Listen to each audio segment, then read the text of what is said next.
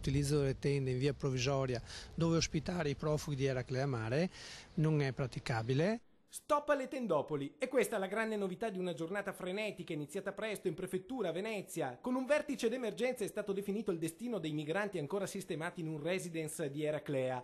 Un centinaio di persone che avrebbero dovuto essere spostate nell'ex caserma Caturcata, nelle tende che la protezione civile però non ha mai allestito, e non per caso. La protezione civile, ma a livello nazionale che regionale, ha una dotazione di tende in caso di emergenza, un terremoto, una catastrofe o qualcos'altro, e quindi deve avere le sue disponibilità in caso di emergenza per i nostri cittadini, a meno che non abbiamo deciso che i nostri cittadini vengono dopo tutti quelli del resto del mondo. Dunque niente tende. Nell'ex caserma Caturcata ora si punta sulle casette mobili prefabbricate che vengono utilizzate nei cantieri e che invece adesso diventano la soluzione alla mancanza di spazi per ospitare i profughi.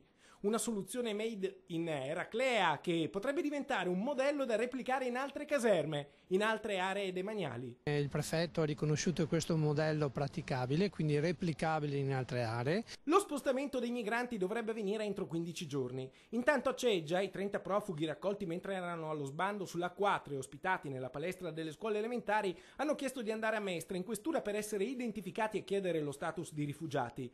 Del loro passaggio restano le brande, i materassi e un fortissimo odore di cloro utilizzato per disinfestare le zone dove hanno trascorso la notte. È una cosa che ho già detto anche al prefetto, che quando ho chiesto la disponibilità non abbiamo strutture che possono essere adeguate per il ricovero, quindi gioco forza non possiamo che dire no.